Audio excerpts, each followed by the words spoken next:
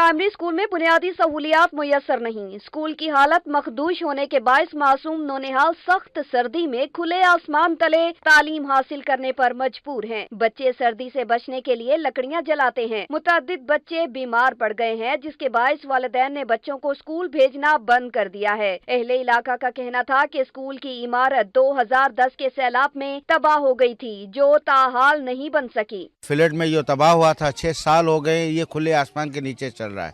हम सर्दियों में बच्चों को इकट्ठा करते हैं, फिर लकड़ियां लेके आते हैं सारे बच्चे। साईं सरकार से अपील है कि मेहरबानी करके हमें जल्द से जल्द ये स्कूल बना के दें। स्कूल में सहूलतें नापैद होने से 500 से ज्यादा बच्चों का मुस्तकबिल दाव पर लग गया है। स्कूल में ज़ेरे तालीम बच्चों ने स्कूल की इमारत फौरी तामीर कराने का मुतालबा किया है। साईं हमें खुदा के लिए स्कूल बना के दे, हमें सर्दी लगी है, ना ही पानी है, ना ही वॉशरूम में सहूलत नहीं है, हमें प्लीज स्कूल बना के दो।